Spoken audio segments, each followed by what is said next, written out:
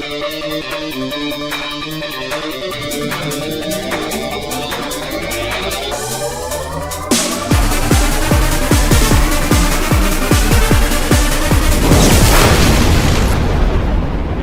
I'm Simon Adebisi and welcome to highlights of the 2012 Formula Sim Racing World Championship.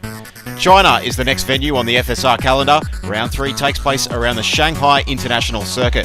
The track features several distinct curves, including the snail corner at turn 1 and the crucial widening corner at turn 13, which opens onto Shanghai's long straight. The pinpoint hairpin at the end of the straight is the obvious place to overtake and is sure to punish any driver with a low-end top speed.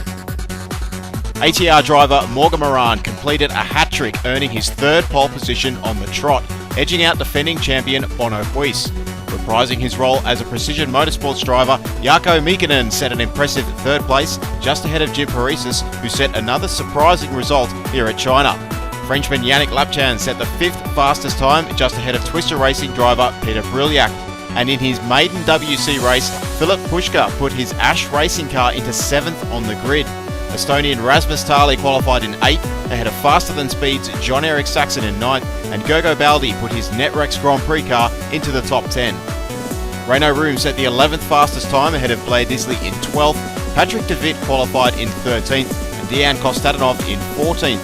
Fabrizio Gobbi made 15th on the grid, and a highly disappointing session for Fredrik Nilsson, with the Swede down in 16th place. Off the start line, both Moran and Huis had an equal launch. However, the precision cars seemed to have better drive. Moran moved over to defend his position, but it was too late. Huis moved up the inside as Moran ran wide. Miekkinen was forced to back off, allowing Paresis to take third, and Tali aggressively jumped ahead of Brillak. As the field snaked its way around into turn 3, there was heavy midfield contact with both Nilsson and Kostatinov colliding and suffering substantial damage. Gergo Baldi now found himself up into 7th, and both of the McCall cars had made incredible starts, with de Wit taking 8th place from Brillak into turn 6. Out of turn 13, Yannick Lapchan had a huge sideways moment, managing to regain control, but dropping behind both Tali and Baldi. Baldi then continued his charge, taking Rasmus Tali into the hairpin to move up into 5th place. De Wit was also on the attack, using the draft and slipping up the inside of Lapchan to take 7th. A small mistake from Jim Paresis was all that was needed to hand the position back to Jarkko Miekkinen, and Rasmus Tali also retook his place back from Gergo Baldi. Just behind, Ash Racing driver Philip Puška displayed some very bold driving, passing Peter Brillak through the high-speed left-hander for 10th place. Jon-Erik Saxon was in 11th place, and fighting it out over 12th, Giuseppe Raineri and Marcel van der Linden both ran wide at the final corner, allowing Renault Room and Peter Varga to advance. As Varga passed van der Linden up the inside, van der Linden slowed and Raineri was completely caught out, slamming into the back of the RS Evo car, causing substantial damage to both vehicles. At the front, Bono Huis was slowly but surely pulling away from Morgan Moran, but any pressure from the French driver would disappear when the ATR driver lost control going into the final turn, spinning off the track and doing well not to stall his engine. In the battle for third, Paresis retook his position by outbraking Miekkinen, and on the following lap, Rasmus Tali followed suit, dropping the Finn down into 5th. Tali was soon all over the back of the Go Speed Racing driver, but Paresis continually defended his third place time and time again. Unfortunately, things got messy on lap 13 when both drivers got alongside each other for the opening corner, and Tali moved in earlier than Paresis was expecting, resulting in Tali spinning off the track. The GT Omega driver regained his composure, but the Estonian stay came to an end when he span in the pit entry lane, leaving Peter Varga nowhere to go with the Netrex Grand Prix car suffering significant damage.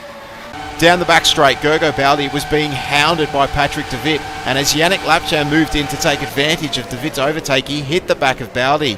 Philip Puška was also held up in the kerfuffle, dropping behind both Brillak and Jon-Erik Saxon.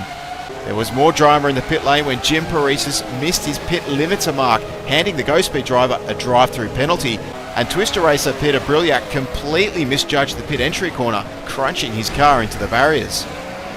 The pit stops had now completely reshuffled the midfield order, with both Jon-Erik Saxon and Renault Room benefiting enormously by pitting slightly early.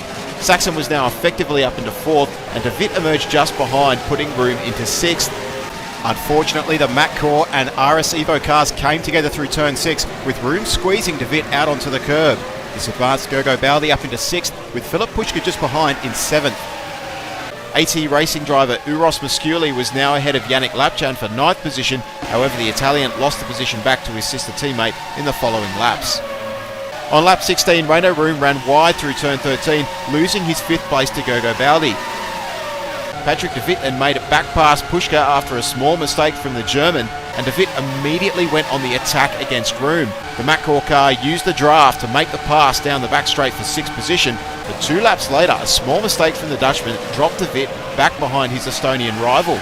With the action unfolding just in front of Philip Puška, Room and de Wit went into the opening corner side by side, switching positions into turn 2. Unfortunately, Room ran out of space and contact was made between the pair, with the RS Evo car spinning off, dropping down several positions.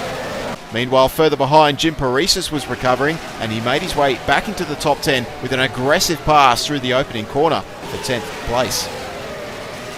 Lap 25, and Patrick de Wit moved in to lap Jonathan Dion, but unfortunately the RC racing car struggled to move out of the way, and as the train of drivers slowed, Philip Puška slammed into the back of Dion, damaging his car, dropping him down behind Yannick Lapchan. The second set of stops made little difference to the running order. Bono Huis was now comfortably leading the Grand Prix with a 10-second gap back to Morgan Moran in second. Jarkko Miekkinen was unable to close down on the leading pair, but was experiencing little pressure from behind. Jon-Erik Saxon remained in 4th, but was being forced to defend hard against Gergo Baldi, who had managed to catch up to the faster-than-speed driver. After a couple of position swaps, Patrick de Wit eventually lost 6th place to Yannick Lapchan, and just behind Philip Puška was caught and passed by Jim Paresis for 8th place. After an eventful race, Renaud Room called it a day after the Estonian broke the pit speed limit and he was handed a drive-through penalty. The third set of stops did, however, result in a few position changes. Jim Paresis continued his recovery, leaping Patrick de Wit for 7th position, and after sustained pressure, Gergo Baldi also leaped ahead, just beating Jon-Erik Saxon out of pit lane for 4th place. However, later on in the lap, the Hungarian had a hair-raising moment, nearly dropping the car through turn 13, narrowly regaining control. Saxon retook his position, but on the very next lap, a determined Baldi attacked the Finn into turn 6, passing up the inside, regaining his 4th place. But at the front of the pack, it was Bono Huis driving his typical solid, mistake-free Grand Prix. He crossed the line to take his 25th career victory with over a 20-second lead. ATR driver Morgan Moran drove another very strong race, comfortably finishing in 2nd position, and Jarkko Miekkinen rounded off the podium on his return to Precision Motorsports.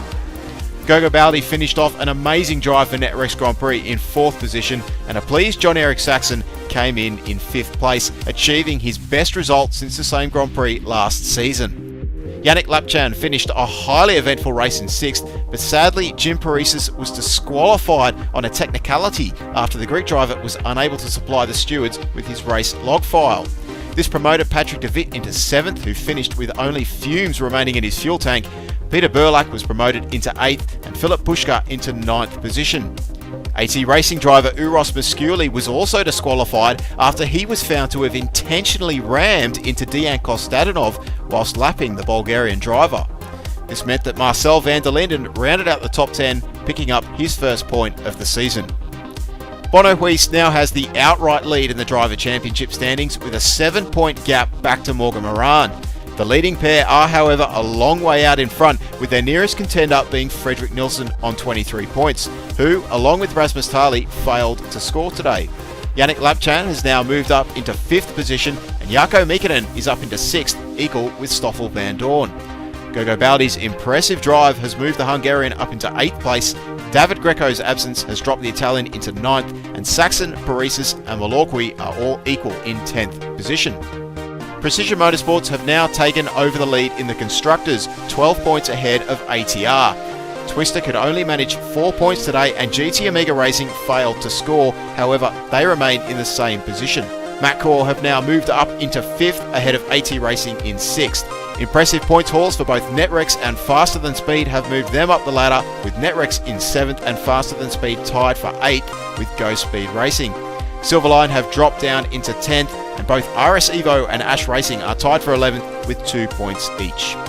The next race will be the Monaco Grand Prix, and you can watch that race live as it happens at SimRace TV on the 20th of May at 4 p.m. GMT. And starting in time for next round, the FSR Fantasy League will be kicking off. Created and run by Christian Smirnoff, anyone can join in on the Fantasy League by going to fantasy.formula-simracing.net. We hope you've enjoyed this presentation. I'm Simon Adebisi, and we'll see you at Monte Carlo for the next round of the 2012 Formula Sim Racing World Championship.